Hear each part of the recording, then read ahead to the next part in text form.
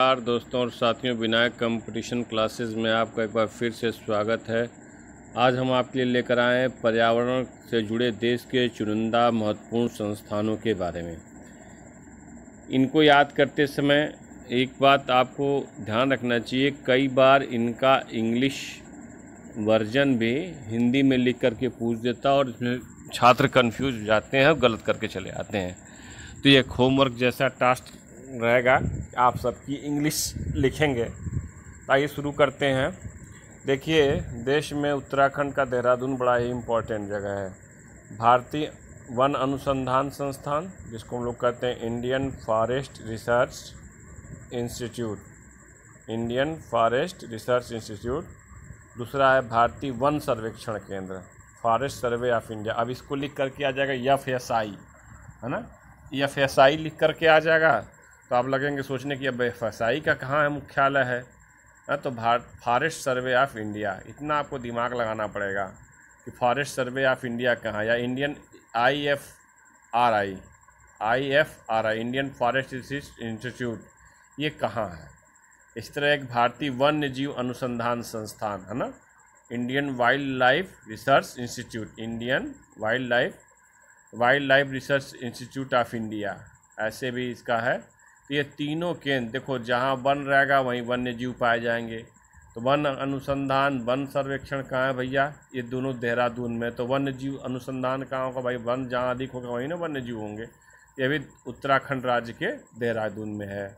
कहाँ है भाई, ये तीनों केंद्र, भारतीय वन अनुसंधान संस्थान, भारतीय वन सर्वेक्षण केंद्र, भारतीय वन्य जीव अनुसंधान संस्थान, यह तीनों केंद्र उत्तराखंड के देहरादून में। अब बात करते हैं राष्ट्रीय पर्यावरण शोध संस्थान, है ना, राष्ट्रीय पर्यावरण शोध संस्थान, नेशनल इन्वायरमेंट रिसर्च इंस्टीट्यूट, है ना, लग रहा कि NERI।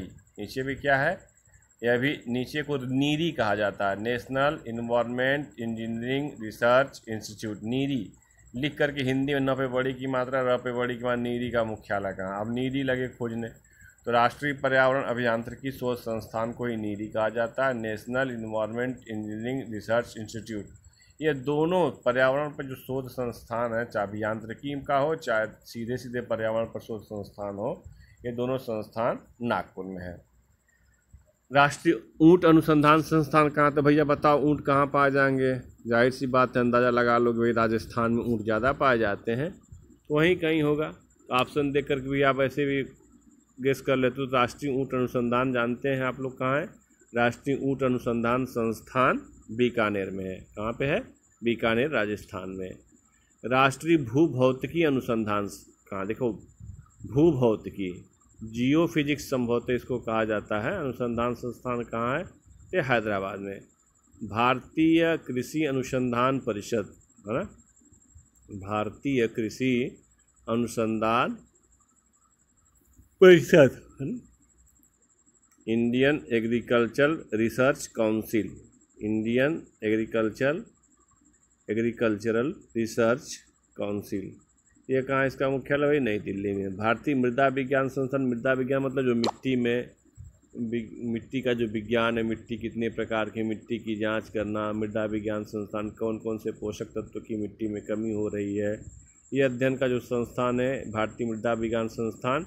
इसका मुख्यालय प्रयागराज इलाहाबाद, जिसको कहते थे इलाहाबाद का नाम प्रयागराज होगा। देखो ये भी एक GS का क्वेश्चन है कि इलाहाबाद को प्रयागराज कहा जाता है। उत्तर प्रदेश की मुख्यमंत्री माननीय योगी आदित्यनाथ जी ने इलाहाबाद का नाम बदल करके प्रयागराज रख दिया है। कब रखा गया है ये भी आप लोग ध्यान रखिएगा। तो मृदा विज्ञान संस्थान प्रयागराज में है, उत्तर प्रदेश। केंद्रीय मृदा एवं लवणता अनुसंधान संस्थान, है ना, ये कहाँ है, ये करनाल हरियाणा में है, करनाल हरियाणा में। भारतीय बागवानी अनुसंधान संस्थान कहाँ है, तो भारतीय बागवानी अनुसंधान संस्थान बेंगलोर में है। बगीचों का शहर भी बेंगलोर को कहा जाता है।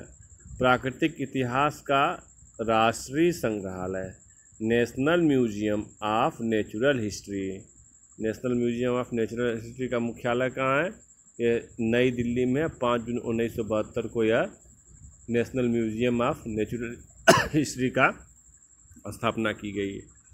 सलीम अली पक्षी विज्ञान तथा प्राकृतिक इतिहास केंद्र कहाँ है? तो सलीम अली पक्षी विज्ञान तथा प्राकृतिक इतिहास केंद्र Salim Ali centre of ornithology and natural history, जिसको हम लोग कहते हैं सेकान। सेकान कहाँ पे है? सेकान जो है 1990 में स्थापित किया गया है और यह है तमिलनाडु में। पर यह पक्षियों पर शोध कार्य ही करता है। सलीम अली एक प्रसिद्ध पक्षी वैज्ञानिक थे। उन्होंने बहुत सी भारतीय पक्षियों की पहचान की है, उनका संग्रह किया, उनके बारे में नोट्स लिखे।